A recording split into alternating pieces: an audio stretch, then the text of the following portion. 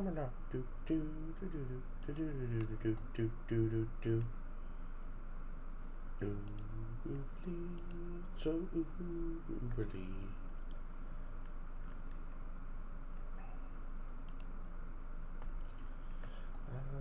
Da da da da da da da da.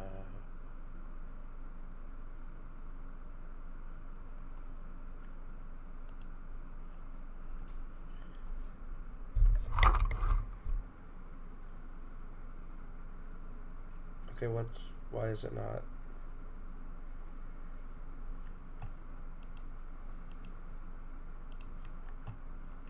Okay, I was just behind the times. I was too quick for it. Alright, let's go ahead and quickly.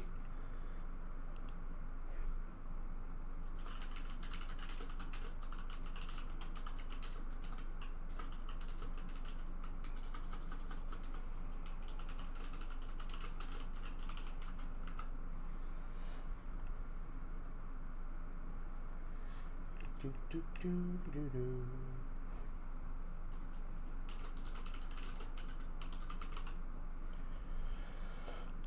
The fact that you have to do this is one of the reasons why nobody likes Twitter anymore.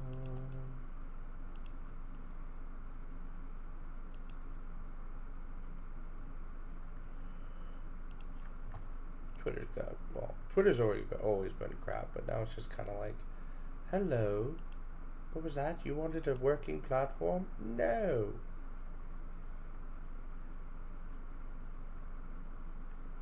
No working platform for you.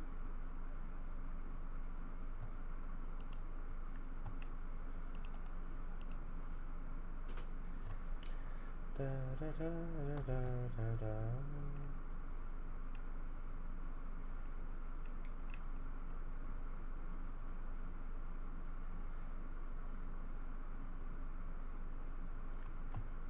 Yeah, I think that's it. I think we're good. I posted it to 2 places. That's good enough. This one's probably going to take a lot longer because it's the... No, that's an actual pen. I want the tablet pen. Thank you. Oh, I should also probably, for the heck of it, for the hell of it, A, B, C, D, E, F, G.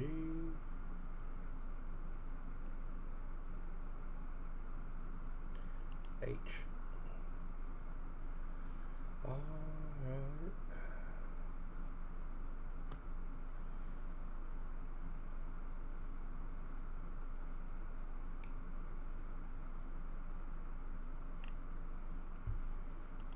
Playlists.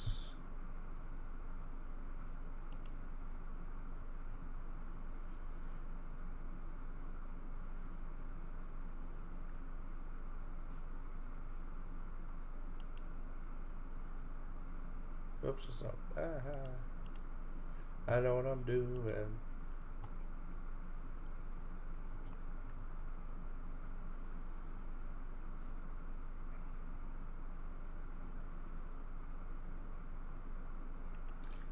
Once I get enough of those, I can just put it on random. I think I will. Japanese tail. We're supposed to. Okay. Shuffle. Shuffle.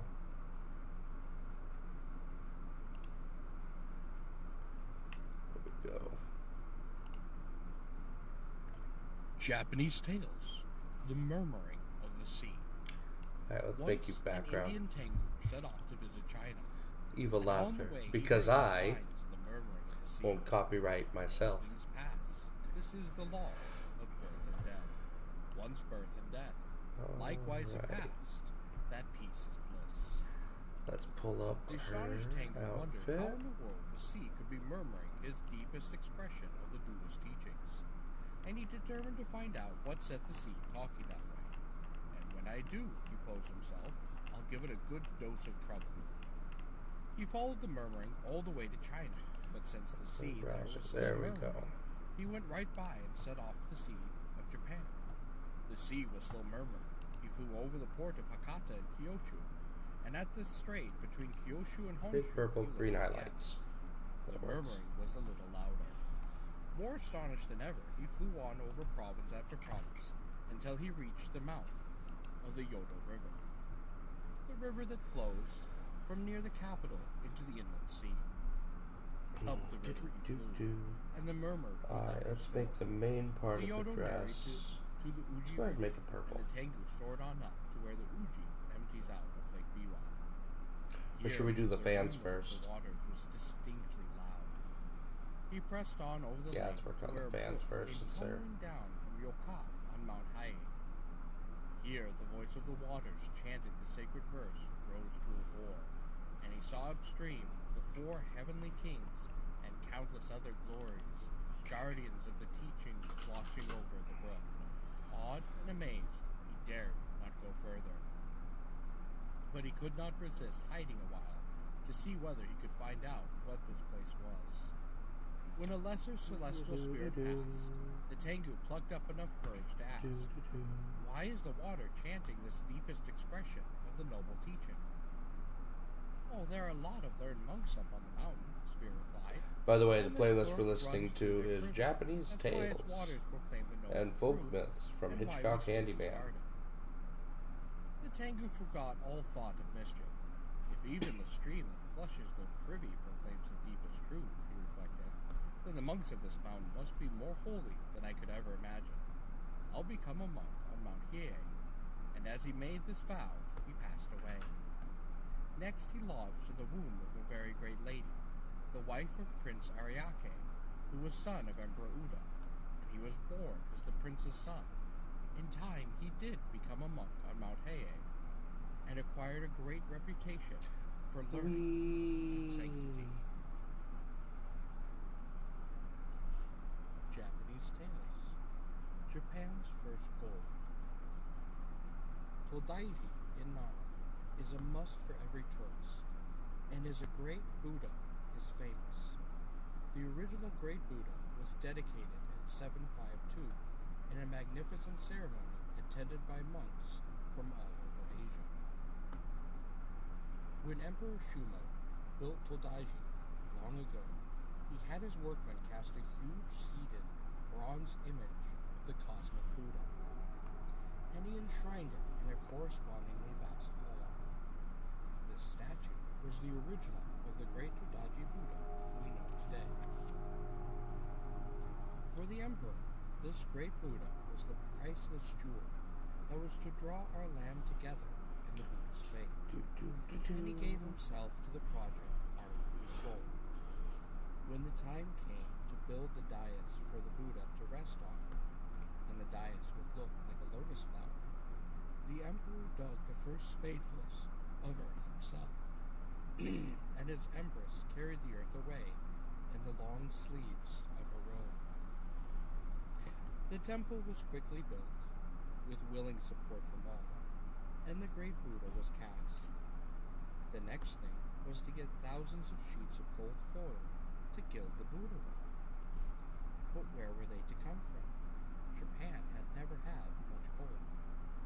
The emperor sent an envoy to China, laden with treasure, to buy the gold required, and next spring the envoy returned. Craftsmen were assembled and started work, but the color of the gold was wrong, and besides, there was still not enough of it, even for the great Buddha, let alone the many smaller images in the other lesser halls of the temple. In his desperate situation, the emperor called in the greatest monks of the time to ask their advice. They told him about Golden Peak, a mountain in Yoshino County of Yamato Province, and said this mountain was bound to have gold. But they reminded His Majesty that a powerful god watched over Golden Peak, and recommended that before taking any gold, His Majesty should first speak to the god. The emperor ordered Robin, the monk in charge of the whole project, to beg the god respectfully for some of his gold. After praying for 7 days and nights, Robin had a dream. The god appeared as a monk and said to him, The gold of my mountain was placed here by Moroku, the future Buddha. It will be given out when Moroku comes into the world, and must be kept till then. My role is only to guard it. But I will tell you what to do. In Shiga County of Omi Province, along the river that runs into Lake Biwa, there is a spot called Tagami. Nearby is a low, isolated hill whose eastern spur forms Tsubaki Point. You will find there a group of standing rocks. There always used to be an old man fishing for one of them. Build a chapel on that rock and shrine Niono Kanan. Then pray there for your gold. You will get it, I promise. There we go. Robin reported his dream, and the emperor sent him straight off to Omai. The hill was there, and Tsubaki Point had the strange rocks the god had mentioned. Among them was the one the old man had fished from. Robin had soon made a Niono Kanan and built the chapel, and he prayed there for gold. Shortly, Mutsu and Shimotsu province in the north sent a gift to the emperor in the form of some gold-colored sand. Metal workers summoned to Milton found that it really was the most beautiful yellow gold. The delighted emperor sent for more, and it quickly arrived. So much was left over from the gilding, the great Buddha, that there was plenty for all the other Buddhas too. This counts as me talking, right? Because it's technically me reading the story. Japanese Tales. No Fool, the Hunter. A seasoned hermit devoted to the Lotus Sutra once lived on Mount Attica, just northwest of Kyoto. Though he never left his hut, he did not starve, for a hunter who lived nearby and revered him often brought him food. The hunter had not been around for a long time when one day he turned up with a sack of dried rice, and the relieved hermit mentioned that he had been getting worried. Then he told the hunter about something wonderful that had been happening. Perhaps it's because I have been honoring the sutra so faithfully all these years. I don't know, he said, but the Bushifa Fugen has been coming here every night on his white elephant. Stay this evening and adore him with me. The hunter was impressed enough to say he would, but he took the trouble to question the hermit's boy servant. What's the hermit talking about, he asked. Have you seen Fugen too? Yes, certainly, half a dozen times, the boy replied. And waiting eagerly behind the hermit, the hunter wondered whether he too would see Fugen. It was the 20th of the 9th moon, well into fall, and the night was long. At last, past midnight, a radiance, as of the rising moon, shone over the peaks to the east. An eerie wind blew down the mountain, and the hut was filled with light, as though illuminated by rays from afar. The Bushi, Fugen, mounted on his elephant, rode toward them and halted before the hut. The hermit worshipped this vision with tears of joy. And you, asked the hunter, do you see him too? Indeed, I do, replied the hunter. And so does the boy. This is most extraordinary. Still, the hunter was quite puzzled. For he understood that the hermit, with all of his years of devotion to the sutra, where Fugen figures so prominently, might be given such a blessing. But he could not understand why the boy, and he himself, who knew so little about these things, and he above all who killed animals for a living, should see this vision too. So he decided there was no reason why he should not test this Fugen. Fitting an arrow to the string, he took aim over the hermit, who was prostrate in adoration. He drew his bow to the full and let fly. The arrow seemed to strike the Buddha's chest, and the light went out. Something went crashing downhill to the bush. What have you done? Cried the hermit in an agony of distress. The hunter explained.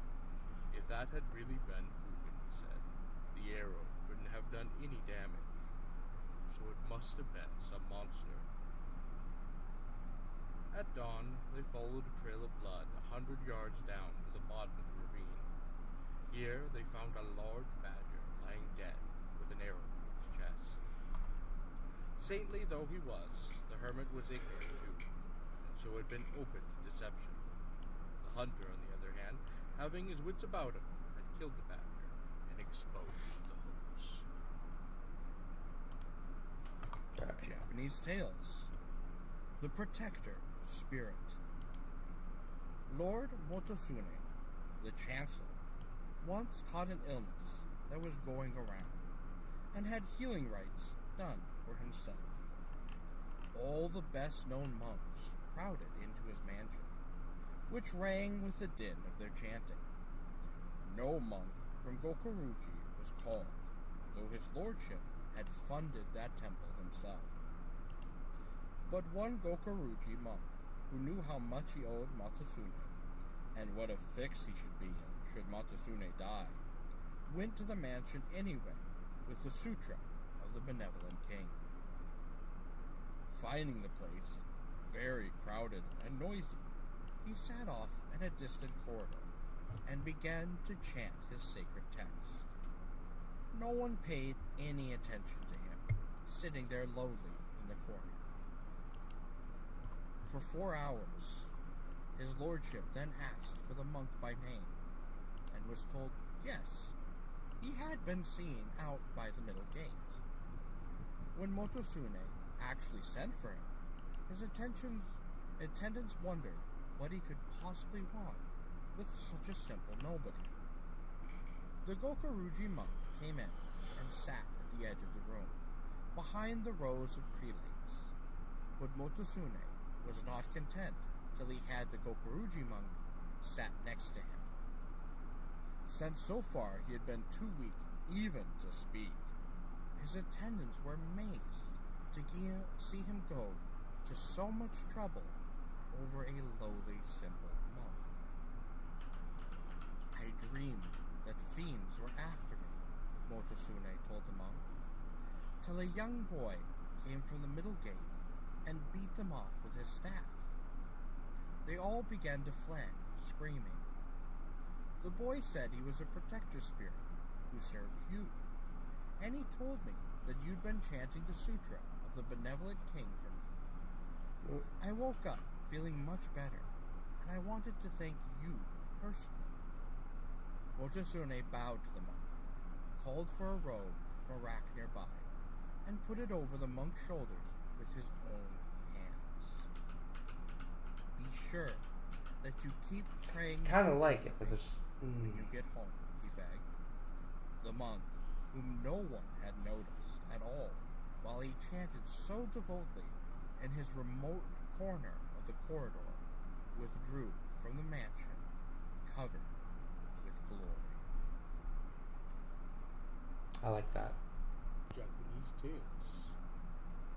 The God of Onuma Lake. Long ago, there was a daija who lived in Onuma Lake. Every year, he would transform to an extremely handsome young man. And I'll go through with the eraser travel later to and eastern mountains. feed it to the line. One spring, he spied a beautiful young woman, all by herself under the blossoms. The woman was Kurohai, the daughter of Takanashi Musumori, a powerful lord. Yep, here we are again. How are we doing? Kurohai, I guess it's not the morning, but whatever. who was watching her and found him irresistible.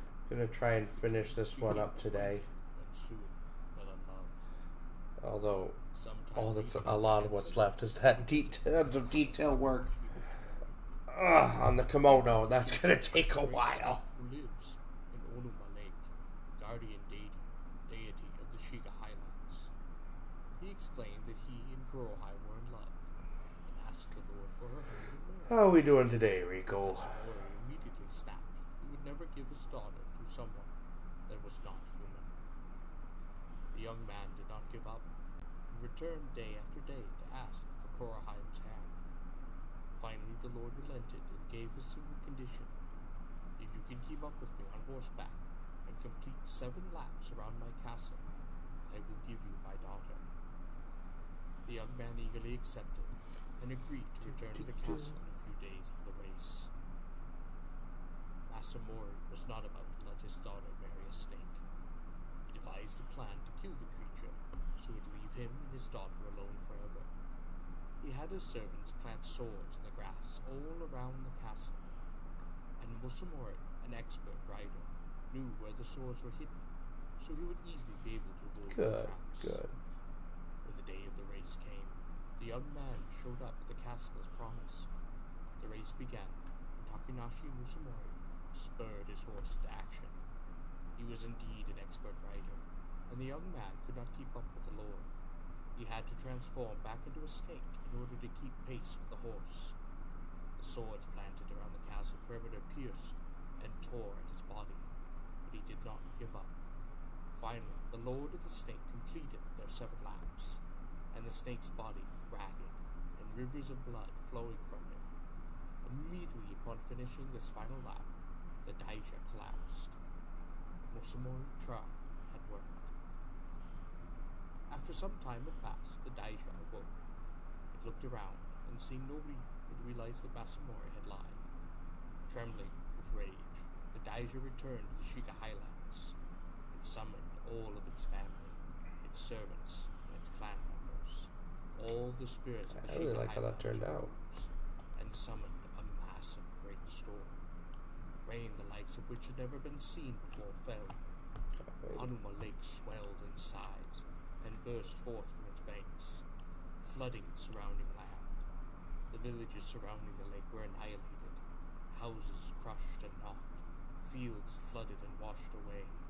No human or animal were able to escape the destruction.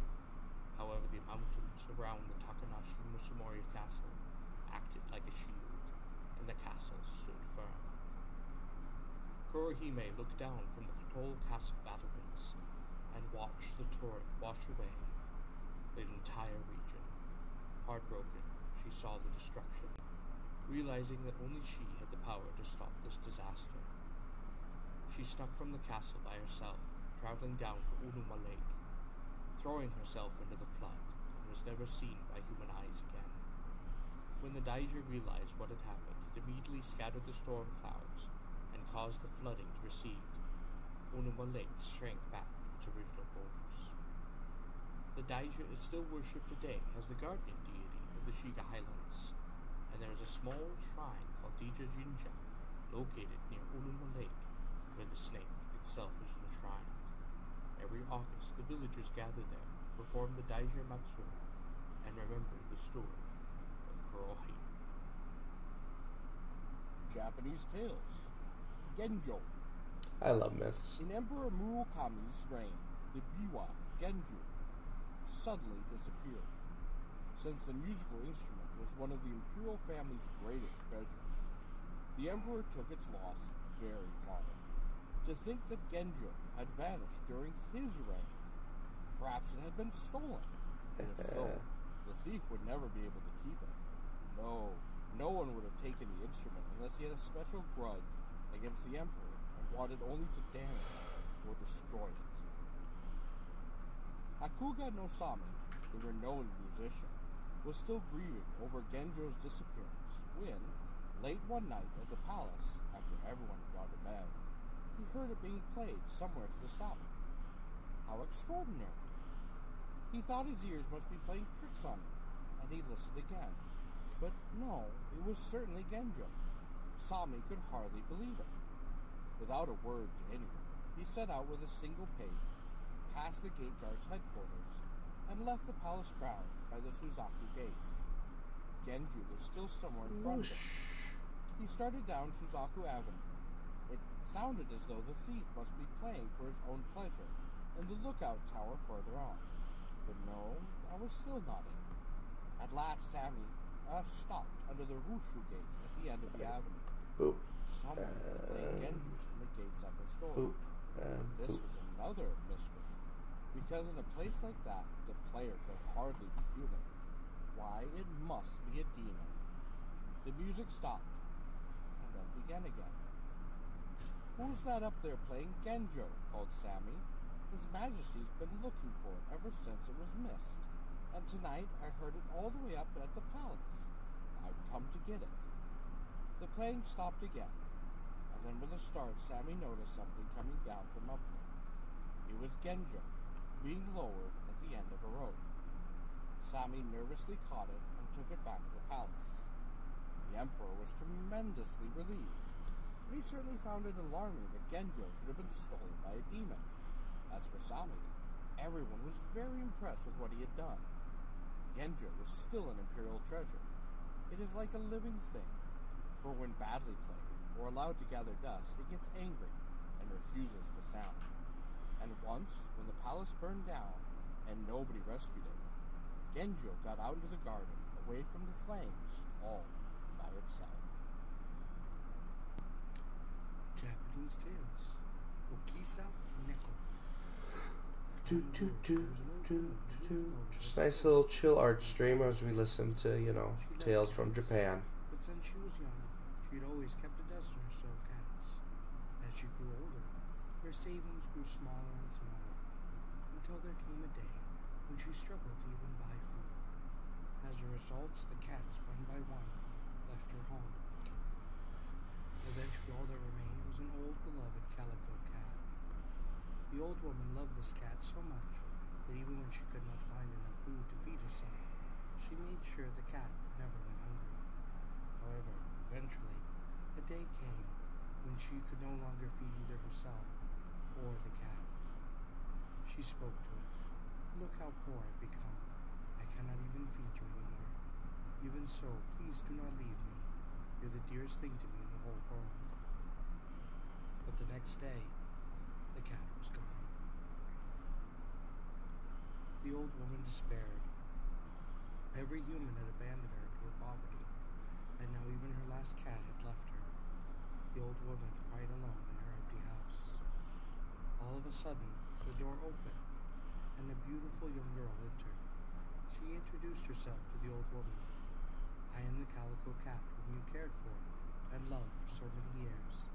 Please let me repay your kindness." The girl looked entirely human, with no trace of cat about her, and the old woman could hardly believe her eyes. "What do you plan on doing looking like that?" the old woman asks. "And besides, you don't owe me anything. You gave up everything for me. I cannot let you suffer like this. I heard that a man from Edo is in town, scouting for girls to become geisha. Please introduce me to him." The girl displayed such earnestness that the old woman could not refuse, and she arranged a meeting with the man from Edo. When the man from Edo came to the house, he was enchanted. Such a beautiful girl could surely become a leading geisha in Edo, he proclaimed, and then he offered the old woman a large sum of money, enough to live comfortably for the rest of her life, and took the girl with him back to Edo. Several months later, a bewitching new geisha debuted Fukagawa. She took the name Okesa, and rumors spread across Edo for her charm and beauty. She was said to be like a painting of a famous artist come to life. She sang songs that nobody had ever heard before, and people flocked from all around to see and hear this mysterious geisha. Her restaurant was packed every night, with customers there to see the legendary Okesa with their own eyes. One night, a sea captain with his crew visited the restaurant and asked for Okesa to perform for them. They were willing to pay any amount, and so they threw a wild, lavish party. Okesa sang and danced, and played the shamisen for the sailors, who sang and danced along. They ate and drank all afternoon and evening. The party did not end until every last one of them was splayed out across the floor, dead drunk. Only the captain managed to crawl to the bedroom before passing out. The captain woke up in the middle of the night. There was a strange crunching noise coming from the next room. He opened the sliding doors a crack and peered inside, and a massive, gigantic cat was chewing on the heads of the fish left over from the party. The cat was dressed in geisha robes, and its kimono was the same as Okesa's. The cat glared I like those fans. and spoke. I think they came out very nice. If you do, I will get you for it. Terrified, the captain nodded his head. Let's go ahead and do the beads as well. The next morning, the sailors left the restaurant and returned to their boat. And it was a beautiful day. The sky was quite clear, and the water smooth. Perfect weather for sailing. As they headed out to sea, the sailors reminisced about the incredible party they had the previous night. They all agreed that they had never seen such a beauty as Okesa, or heard such unusual songs as the ones that she had sang. Then the captain, still shaken from what he had seen, spoke up. You speak of the geisha's beauty, but none of you saw her true form. What do you mean? Asked the crew. Her true form. That geisha was a bakaneko. And the captain revealed to his crew the terrible fright he had had the previous night. The sailors all burst out in laughter, but suddenly the clear sky grew dark, and storm clouds quickly rolled in from all around. The sailors stopped. This is why when you make a deal with a supernatural being, you do not renege upon said deal. And a black cloud rolled over the boat. A gigantic cat will also appeared work in the really cloud. well on this one. The cat grabbed the captain and pulled him, screaming, up into the sky. The boat shook and tossed about in the rough seas like a leaf on the wind. The crew held on for dear life and screamed, "Please spare us. We swear to never tell anyone what we saw." And then, just as quickly as it arrived, the storm cleared. The seas were peaceful once again. The crew was saved. The captain, however, was never seen again. Wushama and 17 Other Tales. In a Bamboo Grove. The testimony of a woodcutter under questioning by the magistrate. That is true, Your Honor. I am the one who found the body. I went out as usual this morning to cut cedar in the hills behind my place. The body was in a bamboo grove on the other side of the mountain. Its exact location? There we go. Those are some really 200 pretty yards jade off the beads. Umashina Post Road. A deserted place where a few scrub cedar trees are mixed in with the bamboo. The man was lying on his back with his pale blue robe with the sleeves tied up and one of those fancy Kyoto-style black hats with the sharp creases. Fill this out a little bit He had better. only one stab wound, but it was right in the middle of his chest. The bamboo leaves around the body were soaked with dark red blood. No, the bleeding had stopped. The wound looked dry, and I remember it had a big horsefly sucking on it so hard the thing didn't even notice my footsteps. Did I see a sword? No, sir, not a thing. Just a length of rope by the cedar tree next to the body. And oh yes, there was a comb there too. Just the rope and the comb was all. But the weeds and the bamboo leaves on the ground were pretty trampled down. He must have put up a tremendous fight before they killed him. How's that, sir? A horse? No, a horse could have never gotten into that place. It's all bamboo, thicker between there and the road. The testimony of a traveling priest under question by the magistrate. Oh, I'm sure I passed the man yesterday, Your Honor. Yesterday at about noon, I'd say, near Checkpoint Hill, on the way to Yamashina. He was walking toward the checkpoint with a woman on horseback.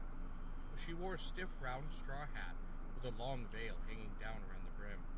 I couldn't see her face, just her robe. I think it had a dark red outer layer with a blue-green lining. The horse was a dapple gray with a tinge of red, and I'm fairly sure it had a clipped mane. Was it a big horse? Oh, I would say it was a few inches taller than most, but I'm a priest after all. I don't know much about horses. The man? No, sir. He had a good-sized sword, and he was equipped with bow and arrows. I can still see that black lacquered quiver of his. He must have had 20 arrows in it, maybe more. I would never have dreamed that a thing like this could happen to such a man. What is the life of a human being? A drop of dew, a flash of lightning. This is so sad. So very sad. What can I say? The testimony of a policeman under questioning by the magistrate. The man I captured, Your Honor? Oh, I'm certain he's the famous bandit, Tojimaru. True, when I caught him, he had fallen off his horse, and he was moaning and groaning on the stone bridge at Akagawa, Uchi. The time, sir? Oh, it was last night at the first watch. He was wearing the same dark blue robe and carrying the same long sword he used the time I almost captured him before. You can see he also had bow and arrows now. Oh, is that so, sir? The dead man, too? Well, that settles it, then. I'm sure this Tojimaru fellow is the murderer. A leather-wrapped bow, a quiver in black lacquer, and 17 hawk feather arrows. They must have belonged to the victim. And yes, as you say, sir, the horse is dappled gray, with a touch of red, and it has a clipped mane. It's only a dumb animal, but it gave that bandit just what he deserved, throwing him like that. It was a short way beyond the bridge, trailing its rays on the ground, and eating plum grass by the road. Of all the bandits prowling around Kyoto, this Tojimaru is known as a fellow who likes the women. Last fall, people at Terubu Temple found a pair of worshippers murdered, a woman and a child, on the hill behind the statue of Binzura. Everybody said Tojimaru must have done it. If it turns out he killed the man, there's no telling what he might have done to the woman who was on the horse. I don't mean to meddle, sir, but I do think you ought to question him about that. The testimony of an old woman under questioning by the magistrate. Why, yes, Your Honor. My daughter was married to the dead man. He's not from the capital, though. He was a samurai serving in the Wakasa provincial office. His name was Kawanza no Tokiharu, and he was 26 years old.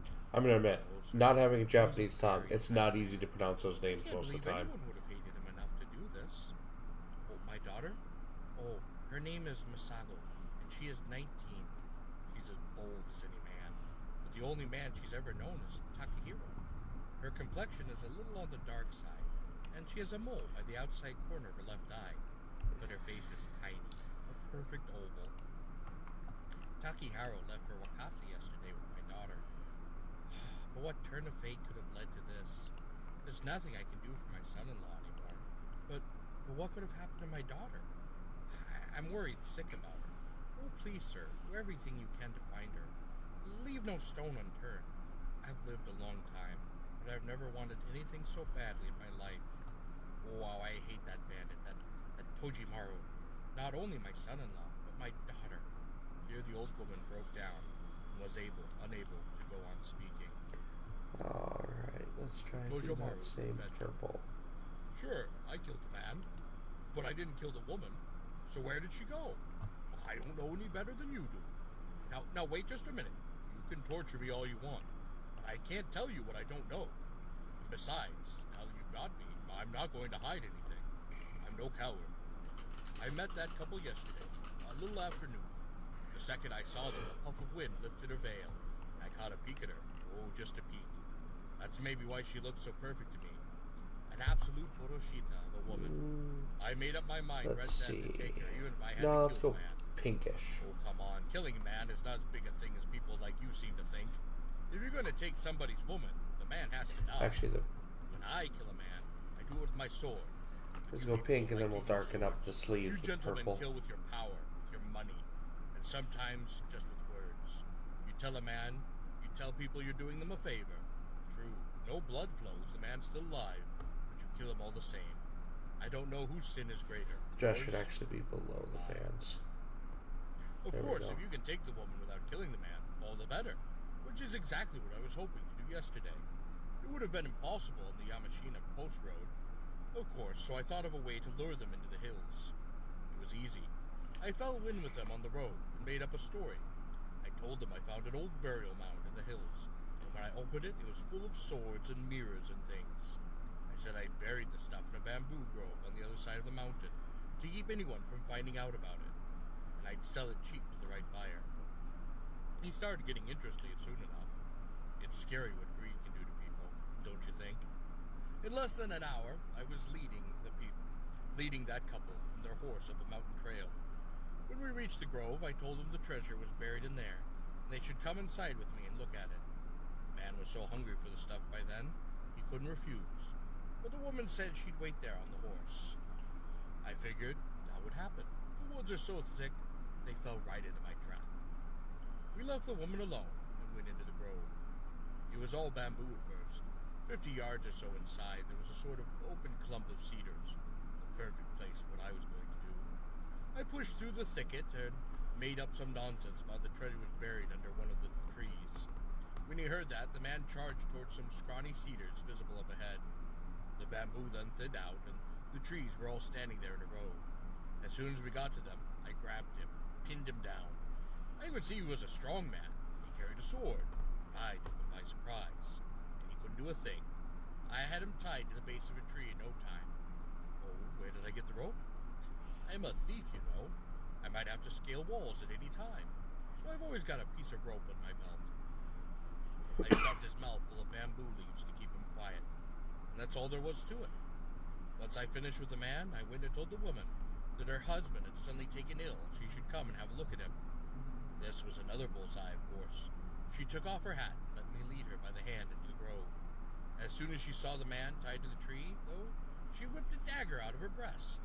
I never saw one with such fire. If I'd been off my guard, she'd have struck that thing right in my gut.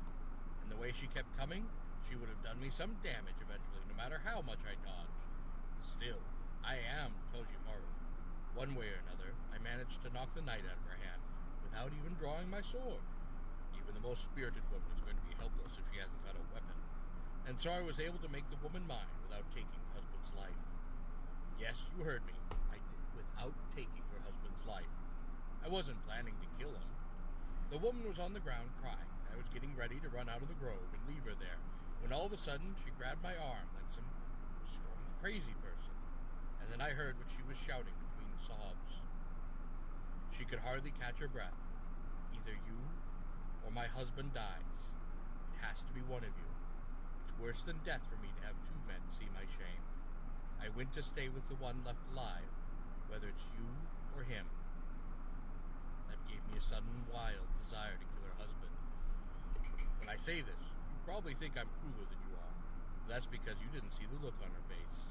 And especially, you never saw the way her eyes were burning at that moment. When those eyes met mine, I knew I wanted to make her my wife. Let the thunder god kill me, I'd make her my wife. But that was the only thought in my head. And no, not just from lust. I know that's what you gentlemen are thinking. If lust was all I felt for her, I'd have taken care of that. I could have just kicked her down and gotten out of there, and the man would have stained my sword with his blood. But the moment my eyes locked onto hers in that dark grove, I knew I couldn't leave there until I killed him. Still, I didn't want to kill him in a cowardly way, so I untied him, and I challenged him to a sword fight. That piece of rope you found was the one I threw aside. The man looked furious as he drew his big sword, and without a word he sprang at me in rage. I don't have to tell you the outcome of the fight. My sword pierced his breast on the 23rd thrust. Not till the 23rd. I want you to keep that in mind. I still admire him for that. He's the only man who ever lasted even 20 thrusts with me. But as he went down, I lowered my bloody sword and turned toward the woman. She was gone. I looked for her among the cedars and the bamboo leaves on the ground. They showed no sign she'd even been there. I cocked my ear for any sound of her, but all I could hear was the man's death rattle. Maybe she'd run through the underbrush to call for help when the sword fight started. The thought made me fear for my life, so I grabbed the man's sword, his bow and arrows, and I headed straight for the mountain road. The woman's horse was still there, just chewing on grass. Anything else I could tell you after that would be a waste of breath. I got rid of his sword before coming to Kyoto, though. So, that's my confession. I always knew my head would end up hanging in the tree outside the prison someday. So, let me have the ultimate punishment. Penitent confession of a woman in the Kiyomozo temple. After the man in the dark and blue robe had his way with me, he looked at my husband all tied up and taunted him with laughter. How humiliated my husband must have felt. He squirmed and twisted in the ropes that covered his body, but the knots ate all the deeper into his flesh. Stumbling, I ran to his side. No, I tried to run to him, but instantly the man kicked me down, and that's when it happened. That's when I saw that indescribable glint in my husband's eyes. Truly, it was indescribable. It made me shudder to recall it even now. My husband, unable to speak a word, and yet in that moment his eyes conveyed his whole heart to me. When I saw shining, there was neither anger nor sorrow. It was that cold flash of contempt. Contempt for me. This struck me more painfully than the bandit's kick. I let out a cry and I collapsed on the spot. When I regained consciousness, the man in the blue was gone. There was the only one in the grove was my husband, still tied to the cedar tree. I just barely managed to raise myself on the carpet of dead bamboo leaves. I looked into my husband's face. His eyes were exactly as they'd been before. That same cold look of contempt and hatred. How can I describe that emotion that filled my heart then? Shame, sorrow, anger. I staggered over to him. Oh, my husband, now that this has happened, I cannot go on living with you. I am prepared to die here and now. But you, yes, I want you to die as well. You witnessed my shame. I cannot leave you behind with that knowledge. I struggled to say everything I need to say. My husband simply went on staring at me in disgust. I felt as if my breast would burst open at any moment. For holding my feelings in check, I began to search the bamboo thicket for a sword. The bandit must have taken it. I couldn't find it anywhere, and my husband's bow and arrows were gone as well. But then, I had the good luck to find the dagger at my feet. I brandished it before my husband and spoke to him once again. This is the end, then. Please so be good as allow me to take your life. I will quickly follow you in death. When he heard this, my husband finally began moving his lips. Of course, his mouth was stuffed with bamboo leaves, so he couldn't make a sound, but I knew immediately what he was saying. With total contempt for me, he said only, "Do it." Drifting somewhere between dream and reality, I thrust the dagger through his chest of his pale blue robe, and I lost consciousness again. When I was able to look around me at last, my husband, still tied to the tree, was no longer breathing. Across his ashen face shone a streak of light from the setting sun, filtering through the bamboo and cedar. And gulping down my tears, I untied him and cast the rope aside. And then what happened to me? I no longer have the strength to tell it. That I failed to kill myself is quite obvious. I tried to stab myself in the throat. I threw myself in a pond at the foot of the mountain. But none of it worked.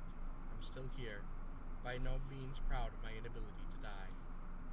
Perhaps even Kenzon, Josefa of compassion, has turned away from me for being so weak. But now that I've killed my husband, now that I've been violated by a bandit, what am I to do? Tell me, what am I to do? The testimony of the dead man's spirit told through a medium. After the bandit had his way with my wife, he sat there on the ground trying to comfort her. I could say nothing, of course. I was bound to the cedar tree, but I kept trying to signal her with my eyes. Don't believe anything he tells you. He's lying, no matter what he says. I tried to convey my meaning to her, but she just went on cringing there on the fallen bamboo leaves, staring at her knees, and I could see she was listening to him. I withered with jealousy, but the bandit kept his smooth talk going from one point to the next. Now that your flesh has been sullied, things will never be the same with your husband. Don't stay with him. Come, be my wife. It's because I love you so much that I was so wild with you. The bandit had the gall to speak to her like that. When my wife raised her face in response to him, she seemed almost spellbound. I had never seen her look so beautiful as she did at that moment. And what do you think this beautiful wife of mine said to the bandit, in my presence, in the presence of her husband, who was bound hand and foot? My spirit may be wandering now between one life and the next, but every time I recall her answer, I burn with indignation. All right, she told him. Take me anywhere you like. And that was not her only crime against me. If that was all she did, I would not be suffering here in the darkness, with him leading her by the hand. She stepped out of the bamboo grove as if in a dream, and suddenly the color drained from her face. She pointed back to me. Kill him, she screamed. Kill him. I can't be with you as long as he is alive. Again and again she screamed, as if she'd lost her mind. Kill him. Even now her words, like a windstorm, threatened to blow me headlong into the darkest depths. Have such hateful words ever come from the mouth of a human being before? Have such damnable words ever reached the ears of a human being before? Have such... An explosion of derisive laughter. Even the bandit went pale when he heard her.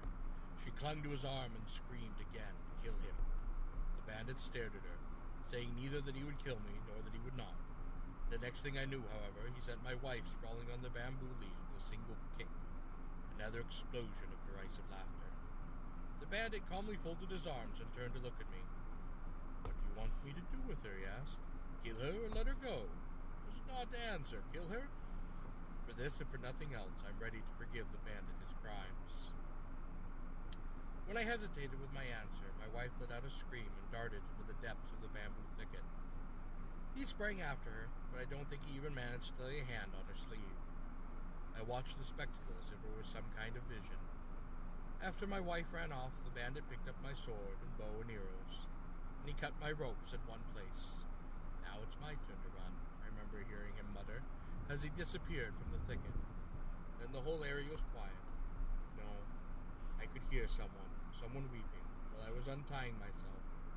I listened to the sound, till I realized it was my own tears, that I was the one crying. I finally raised myself, exhausted from the foot of the tree. Lying there before me was the dagger my wife had dropped. I picked it up, and I shoved it into my chest. Some kind of bloody mass rose to my mouth. I felt no pain. My chest grew cold, and everything sank slowly into stillness. A very perfect silence. In the skies above the grove, on the hidden side of the mountain, not a single bird came to sing. The lonely glow of the sun lingered among the high branches of cedar and bamboo. The sun, oh, but gradually, even that began to fade, and with it, the cedars and the bamboo. I lay there, wrapped in a deep silence. Then, stealthily, footsteps came up to me. I tried to see who it was, but the darkness had closed in all around me. Someone, and that someone, gently pulled the dagger from my chest with an invisible hand. Again the rush of blood filled my mouth. But then I sank once and for all into this darkness between the lives. Recorded December 19th, 21. Japanese Tales. Yam Soup. Every single person In his claimed to youth, have been the killer. General Toshito belonged to the regent's household. One year, after the regent's New Year banquet, he and the others who had served the banquet were allowed to eat up all the leavings.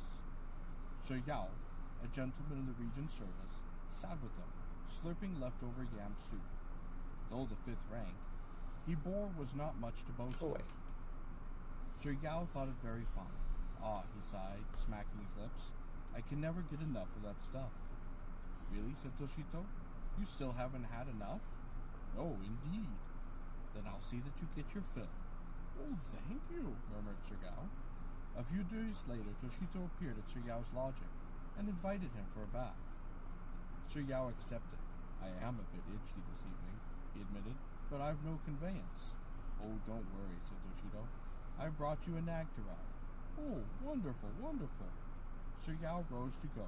He had on a tattered light blue outfit, with rents and gaps here and there, and not even a proper underwear under his trousers.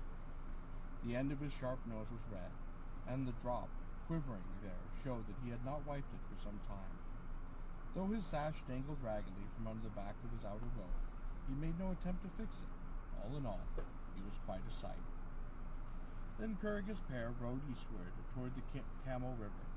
Sir Yao did not have a single miserable boy with him, but Toshito had three, one to carry his weapon, one to carry his horse, and one to do whatever else was needed.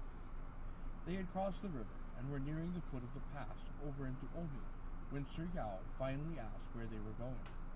Toshito assured him that they had not far to go and kept repeating these assurances as they passed Yamashina. What's going on? Sir Yao insisted, baffled. You keep telling me it's just ahead, and here we are, past Yamashina. Oh, just a little further. It's on just a little, answered Toshito as they crossed the pass. Sir Yao had once been to see a monk whom Toshito knew out that way, at Madeira, and he thought perhaps they were having their bath there. But it was crazy to come so far for a bath, and besides, they were nowhere near a bath anyway. What is this bath of yours? Sir Yao demanded to know. To tell you the truth, Toshito confessed, I'm taking you up the Japan coast to Tsusura. Well, you're mad. If you told me from the start, I'd at least have taken some men with me. Oh, we've as good as 1,000 men, laughed Toshida, as long as you have me. On the shore of Lake Biwa, Toshito spied a fox. Ah, there's my messenger, he cried, and gave chase. The fox ran hard, but Toshito got a corner, then dove at it and caught its hind legs. His horse did not look like much, but it was a remarkable animal. It had not taken long to catch the fox. Toshida held the fox dangling in front of him, and Sir Yao managed to catch up in time to hear him say, Fox.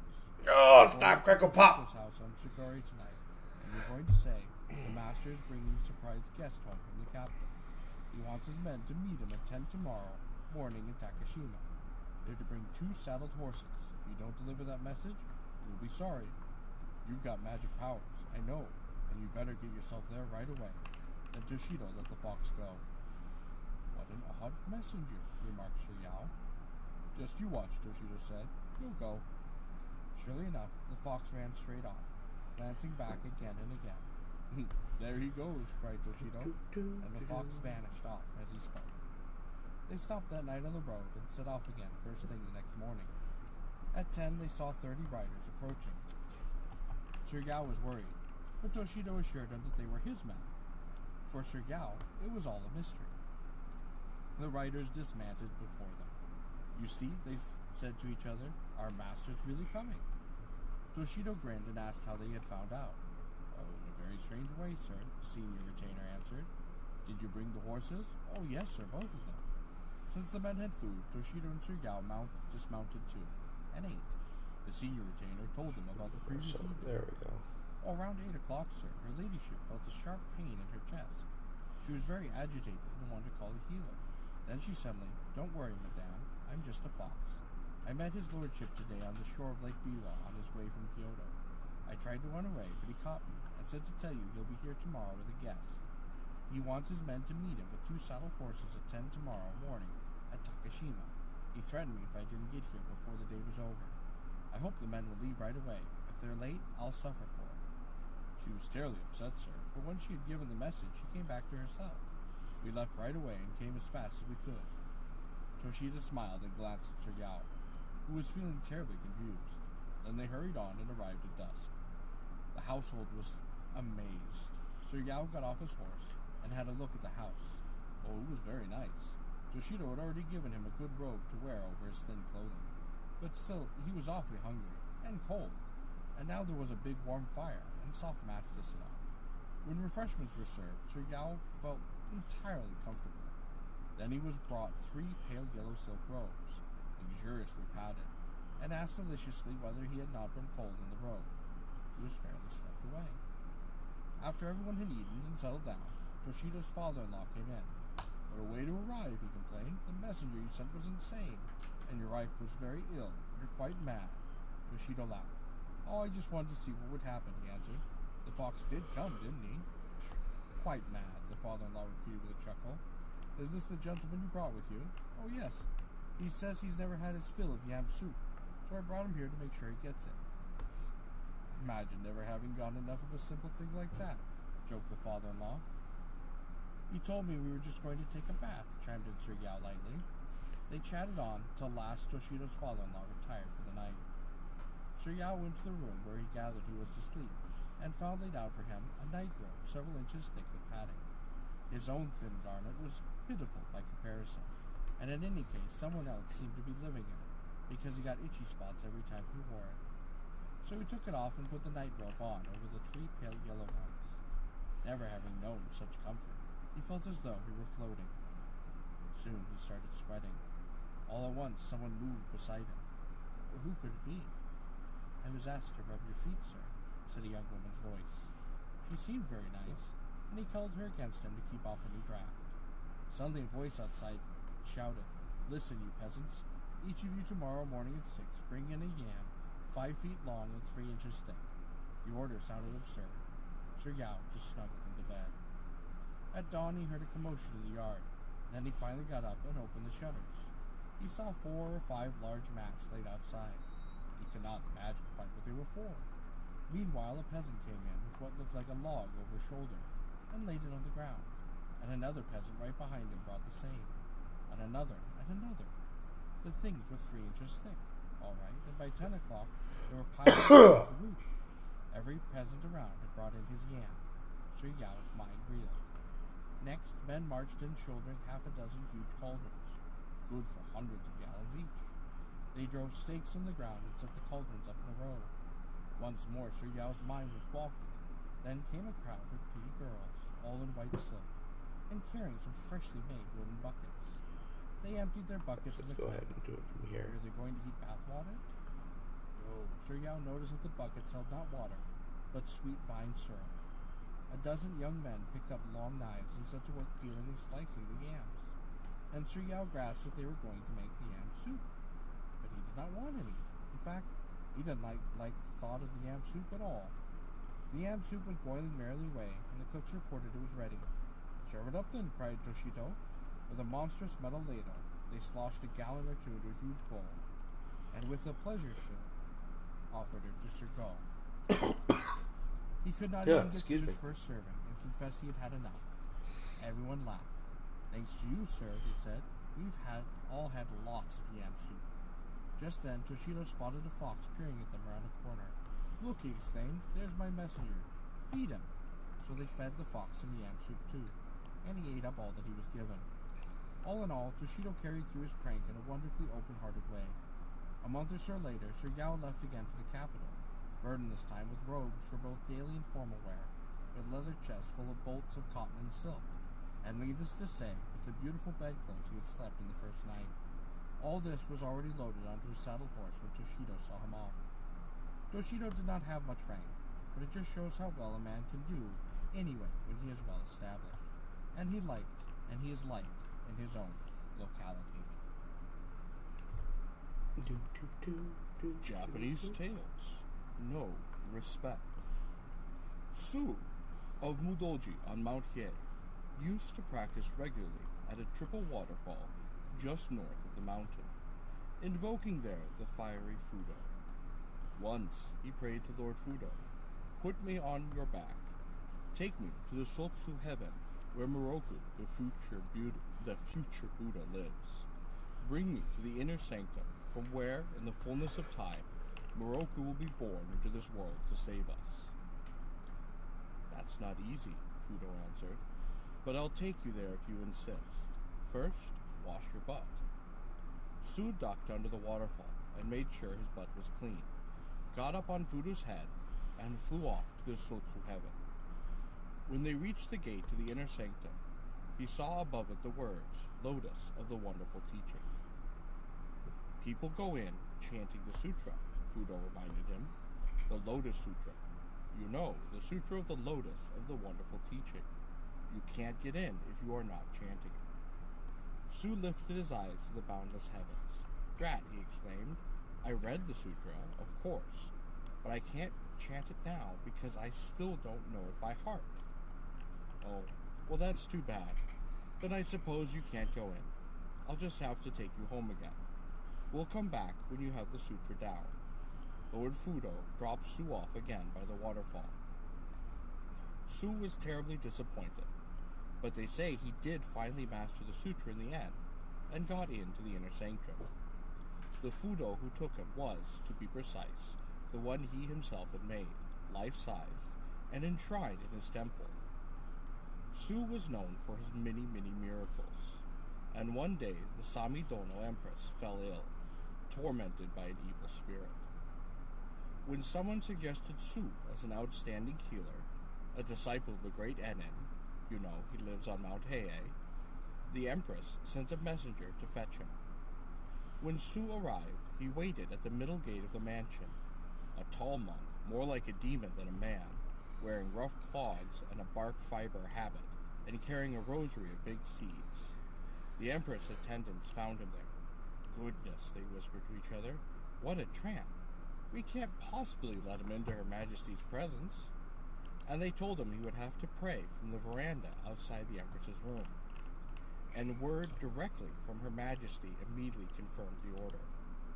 Since the Empress was some distance away, all Su actually had of her was the groaning that came through her curtains. On hearing her, he began loudly working his rites. Lord Fudo himself seemed present, and a shiver of awe gave the attendants gooseflesh. Suddenly, the Empress shot through the curtain, all wrapped up as she was in 2 pink robes, and came rolling out to Su on the veranda. There was an uproar. "Oh, my lady, how awful! Oh, please, your grace, please, put her back. You can go right up to her curtains, of course you can." Su would not budge. "Why, I wouldn't think of it," he said. "A poor beggar like me wouldn't dare approach Her Majesty." Furious at having been denied direct access to the Empress in the first place, he had no intention of moving. On the contrary, right out there on the veranda, he raised Her Majesty crying out 4 or loud. 5 feet in the air and gave her a good whack. Panic-stricken, her attendants hustled the curtains over to hide her, while at the same time chasing all the bystanders that could get at passing servants, ladies in waitings, and gentlemen of the court, out of sight. Alas, the damage was already done. Everyone had seen the Empress as plain could be. Sue gave her a few more whacks, and scooted her back to where she had started out from, so notoriously concealed.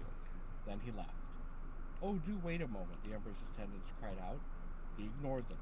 "I've been standing around too long as it is," he grumbled, "and my back hurts." The Empress found that the evil spirit was now gone, and that she felt perfectly well. Sue had been so impressive that he soon got an imperial proclamation appointing him a bishop. "Now what's a beggar like me to do with a fancy title like that?" he muttered, and sent the messenger packing. After that, Sue was constantly being called to kill people in Kyoto, but he refused to go. He would always complain that in the capital, you do not get any respect. Japanese tales. Enough is enough. The foxes which infested the house and grounds of Major Counselor Yusomichi's old mansion were always making mischief. But since they never did any real harm, Yusomichi let the matter pass. They got naughtier and naughtier as the years went by. Though, until one day he angrily decided that enough was finally enough. Those foxes would have to go. He announced a grand fox hunt to his household for the next day, and the servants were to bring bows and arrows, sticks, or whatever weapons they could devise, and flush out every last one of the foxes. They would surround the house. The men would be posted not only on the garden wall, but on the roof as well, and even in the space between the ceiling of the rooms and the roof. Every fox that showed itself would be killed. Near dawn on the fateful day, Yusomichi had a dream. A white-haired old man, looking rather like an aged Manile, was kneeling under the tangerine tree in the garden, bowing respectfully to him. "Who are you?" asked Yusomichi. There we go. "Someone who has lived here in this mansion for many years, sir," the old man answered nervously. "My father lived here before me, sir, and by now I have many children and grandchildren. They get into a lot of mischief, I'm afraid, and now I'm always after them to stop, but they never do listen. And now, sir, you're understandably fed up with us. I gather that you are going to kill us all, but I just want you to know, sir, how sorry I am that this is our last night of life. Won't you pardon us just this one more time? If we ever make trouble again, then of course you must act as you think best. But the young ones, sir, I'm sure they'll understand where I explain to them why you're so upset. We'll do everything we can to protect you from now on, if only you will forgive us. And we'll be sure to let you know when anything good is going to happen." The old man bowed again, and Yusomichi awoke. When the sky had lightened, he got up and looked outside. On the tangerine tree sat a hairless old fox, which, at the sight of him, slunk under the house. The perplexed Yusomichi gave up his fox hunt, and there was no more troublesome mischief, and every single happy event around the house that was ever came was announced by a fox's sharp bark. Japanese tales. The Selfless Thief. Having no settled place to live, a Lotus Sutra devotee named Suncho wandered here and there as the spirit moved him. When he saw someone in pain, the pain became his own, and the same with another's joy. The sight of the capital's 2 prisons, one in the east of the city and one in the west, caused Suncho deep sorrow. He understood that the prisoners had been sentenced for their crimes, but he still wanted to help them by planting in them the seed of future Buddhahood. Otherwise, if they died in prison, they would be reborn among the beasts or starving ghosts, or even worse, squarely in hell. He would have to commit a crime to get himself arrested and sent to jail so that he could chant the sutra for the prisoners. Suncho broke into a mansion, stole a golden bowl, and went straight to a gambling den to show the bowl off.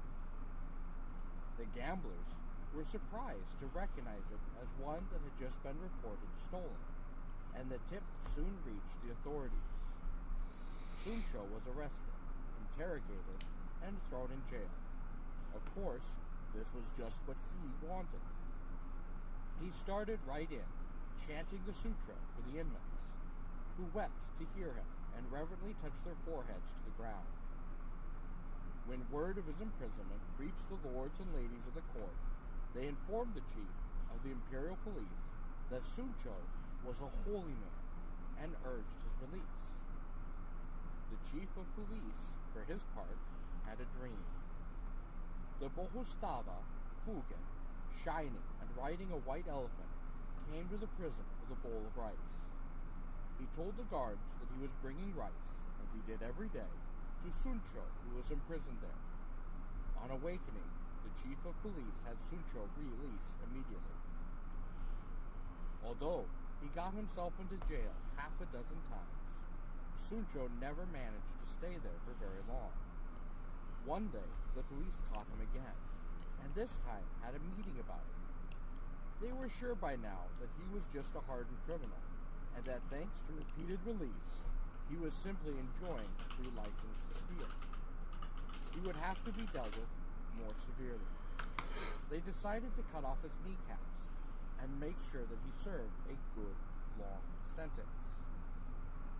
A corps of officers marched Suncho off to one of the imperial riding grounds to execute the punishment. But Suncho chanted the Lucha Sutra so movingly that they dissolved in tears and let him go. Again, the chief of police had a dream. A beautiful boy in court dress told him that Suncho stole an only order to get into jail and save the prisoners there. This is his 7th arrest, the boy reminded the dreamer.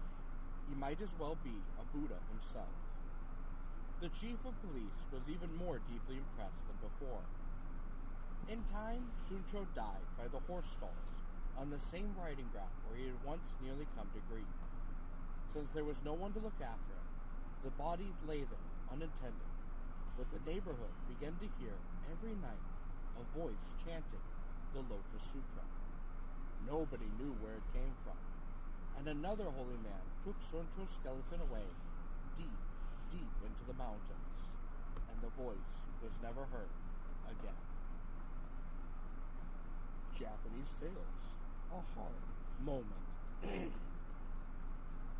Kotoda lived with his wife and daughter in the mansion of Lord Sadafusta, for all three were in Sadafusta's services. He was very proud. This is why layers are so fun, because it's easier to do this type of shading. And he had taken care to provide his daughter with a very fine husband. Having just spent the night with Kotada's daughter, the young man woke up one morning to find it was pouring with rain. So instead of leaving as usual, he stayed where he was. Meanwhile, the daughter went to look after her mistress, leaving the young man lying in their bed, completely surrounded by screens. The spring rain showed no sign of letting up. In time, Kotoda decided that his son-in-law must be getting rather bored. With a tray of snacks in one hand and a gourd of wine in the other, he headed for the young couple's room.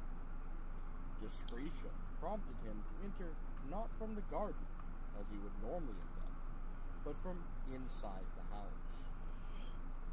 Naked, under the covers, his son-in-law was lying staring up at the ceiling, hot for his wife. That sound of a door in the house sliding open obviously meant that she was finally back from her ladyships. Whisking the covers over his face and off of with everything else. He rubbed up a good hard-on and arched his back to display it. The screams parted. Cortada's shock recoil sent his food and drinks flying. He felt flat on his back with his beard in the air and hit his head so hard he heard stars. Japanese tales. 2 tales this time. The Rooted Corpse. The elder of 2 sisters was married and lived in the mistress's apartment toward the back of her late father's mansion. The younger had served for a time in a noble household, but now lived at home. She had no husband or accepted lover, only occasional casual visitors, whom she in her room at the front of the house by the double doors in the west wing. The house was near the crossing of Takasuji and Marimocho streets in Kyoto. At the age of 27, the younger sister fell ill and died. Her body was left in her room, since there seemed to be nowhere else for her in the house, till her older sister and the rest of the household took her off to the burning grounds at Terabino. They were about to unload the coffin from the carriage in preparation for the usual funeral That sounded rites, pretty good. when they noticed that it was oddly light and that the lid was ajar. Why, the body was gone. This was a shocking discovery. The body could not have possibly fallen out on the way, but they retraced their steps to make sure. Of course, they found nothing. But on reaching the house, they thought they might as well check for the a room by second. the double doors. And there she was, lying there as though she had never been moved. The night wore on while the mourners discussed anxiously what to do. At dawn, they put the body back in the coffin, carefully sealed the lid, then waited for night and another chance to proceed with the cremation. But at nightfall, they again found the coffin open, and were really terrified this time. The body was laying as before by the double doors, and had defeated every attempt to get it back where it belonged. They simply could not budge it. They might as well have tried to move a rooted tree. There she was, and apparently that was where she meant to stay. "That's what you want, is it?" one level-head mourner finally said to the corpse. "You like it here? All right, this is where we'll leave you. But we are going to have to get you out of sight, you know." They took her to the floor, and she as light as a feather when they lowered her through the hole. So they buried her under the floor and built a good-sized mound over her. Then the family and servants all moved I away, need to get some, since no one wanted to stay on in the house with a corpse. Over the years, the house fell to ruin. allergy and eventually medication, I think. disappeared. For some reason, not even the common people seemed to be able to live near the mound. People claimed that awful things happened there. As a result, the mound stood all alone, without a single hut for 40 or 50 feet around it. In Alright. time, a shrine was built on top of it, for one reason or another, and they say the shrine is still there. An old ghost. Demon Hall is in the capital, north of 3rd Avenue, and east of the East Point Palace. The place is haunted. Dress. Move. Long ago, Shady. before the capital ever grew up, there was a great pine tree at the site. An armed rider passing by got caught in a violent thunderstorm, so he dismounted and led his horse under the tree to seek shelter from the downpour. A lightning bolt split him and his mount in two and killed him. That rider is the ghost. Later on, the capital came and people built houses all over the area, but the ghost refused to leave. They say it's still around, and that's why awful things have been happening to them. It certainly is a very old ghost. Japanese Tales. Small Time Magic. Long ago, Emperor Yoshida sent Michinori, an imperial guard, down to the east to collect tax revenues. On the way, Michinori stopped off in Shinona province the house of a county magistrate, who entertained him very civilly before retiring with his routine for the night. Unable to sleep, Michinori quickly got up and began poking about the house. He soon found a very beautiful room with fine new matting on the floor and a screened-off space inside. A lamp was burning within the screens, and a delicious fragrance floated on the air. Peeking curiously between two screens, he saw a woman in her late 20s, exquisitely lovely in face and figure, lying there, all alone. The more he looked, the less he felt like leaving. No one was around. He thought it over. The magistrate had been very kind, and if this was his wife, he ought not take advantage of her. On the other hand, he could not resist trying his luck, so he slid into bed beside her. The woman just smiled, and Michinori was as pleased as Punch. Her scent was delicious, since it was early fall, and the weather still warm. Neither of them had much on. He undressed. When he slid his hands under her shift, she put up only token resistance, and let him fondle her as he pleased. Feeling a sudden tickle between his legs, Michinori reached for his member, but it was not there. He groped around feverishly like a man trying to catch a bug in his beard, but it was gone, as though it had never been. All thought of the woman, who lay there, smiling enigmatically, vanished upon his mind. Finally, he got up, Don't went fool back around to with his another own bed, man's wife. completely confused, and made another minute inspection. It was hopeless. Michinori was not too panicked to use his head. He called his men, told him about the stunning woman he had found, and mentioned that she was available. The man who went off with the high hopes soon came back looking deeply disturbed. He got it too, thought Michinori, and passed the tip on to the next victim, who came back in his turn with anger written all over his face. Michinori sent all 8 of his men to the woman, and they all looked the same way when they came out. The sky paled with the coming of dawn. Considering the night's disaster, Michinori preferred to leave as quickly as possible, despite his host's very kind welcome, and he and his men hurried off before it was fully light. They had not gone more than a quarter of a mile when a man galloped up behind them, hailing them urgently, and holding aloft a package wrapped in white paper. The rider was one of their host retainers. The magistrate told me to deliver these to you, he said. How could you have left them behind? We had your breakfast all ready, but you were in such a rush, you must have forgotten them. Anyway, we picked them up for you, and here they are. Michinori and his partners wondered what he was talking about. The packet contained a heap of male organs. They looked rather like mushrooms. Dumbfounded, the man inspected them one after another, each counting 9. Suddenly the organs vanished, and the messenger wheeled his horse around and galloped away. Michinori and his men shouted for joy. It's back! It's back! On his return journey, Michinori stopped again at the magistrate's house and made him a generous gift of gold, horses, eagle feathers, and the like. He explained to the puzzled magistrate that he hoped to learn just what had been done to him during his last visit.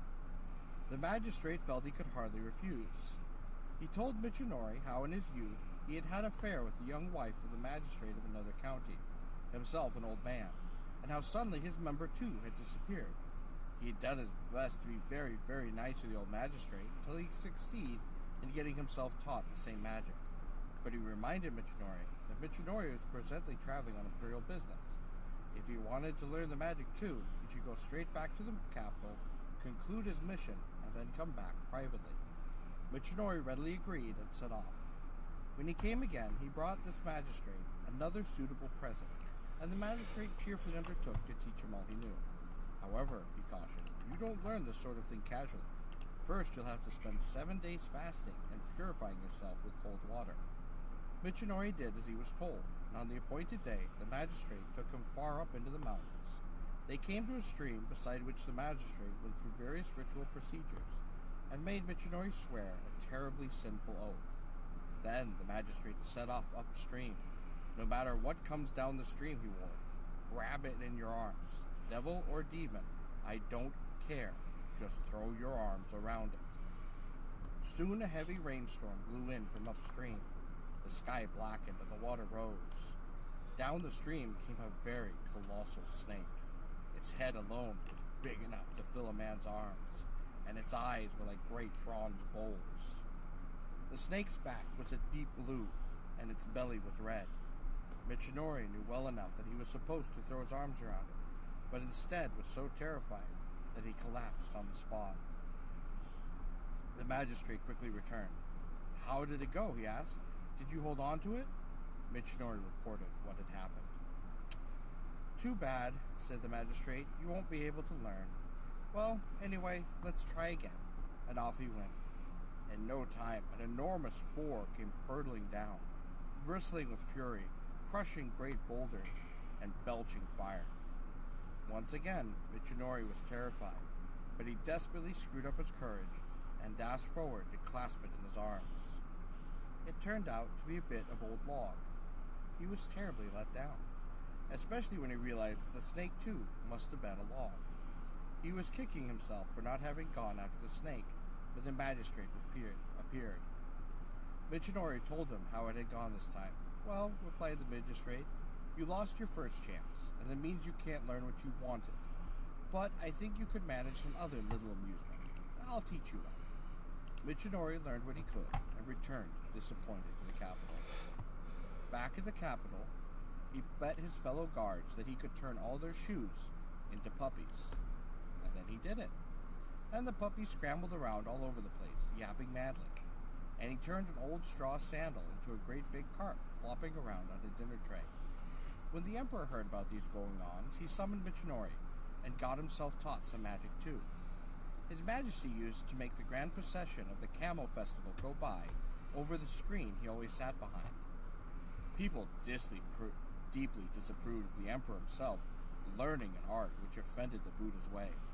And one has to agree that not only was Michinori, who after all was a nobody, was very wrong to teach him, but that however rare these sort of Tengu tricks may be, His Majesty was a bit crazy to want to learn. 3 Japanese tales. Better late than early. The staff of the Council of State used to hold what were called morning sessions, which took place before dawn. The participants would arrive carrying torches. Once, a certain secretary arrived after the controller, who outranked him.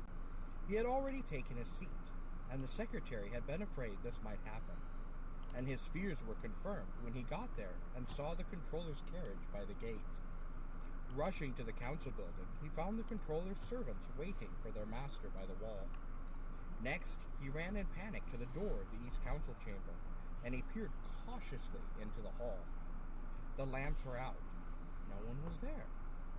This was a surprise. Back he went to the controller's servants, who could only tell him that their master was already inside. The secretary called a guard with a torch and had him light the way into the chamber. As the controller's seat, there was only a bloody head. The hair was scattered far and wide. Nearby lay a ceremonial baton, a bloody pair of shoes, and a fan on which the controller had written the procedure for the meeting. The matting was soaked with blood, and there was nothing else.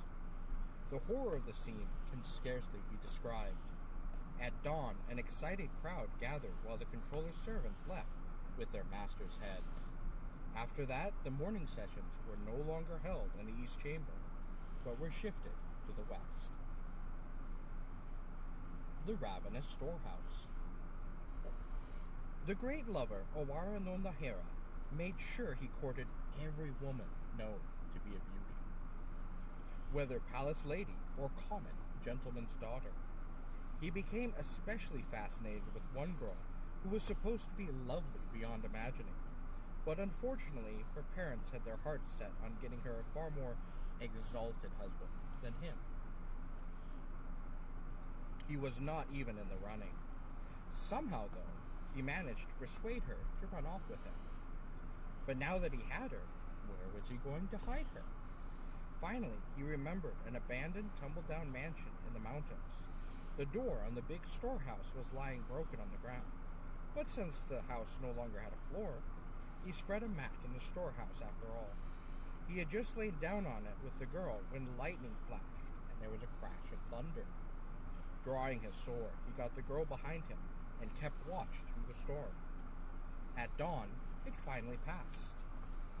Puzzled to hear no sound at all from the girl, Nahara glanced behind him, and she was gone. Nothing was left of her but her clothes and her hair. He fled, terrified. Later, he learned that the storehouse was known to eat people. It was not the thunder that had gotten her after all, but the demon in the building. It had just gone to show that you shouldn't go near a place you don't know. And as for spending the night there, you shouldn't even consider it. The Grizzly Box. Kinosuke lived on an estate the regent owned in Mino province. When the regent sent a gentleman to look after the estate, this gentleman came to rely on Suke above all, and it was Suke who was sent to serve the regent during a lengthy period when the regent was on duty at the palace. Finally, Suke got leave to return home. On the way, he naturally crossed the bridge at Seta, where the river flows from the southern end of Lake Biwa. A woman was standing there on the bridge, holding her skirt in her hand, and Soke, as he passed, thought she looked rather odd, and just then she hailed him. "Where are you going?"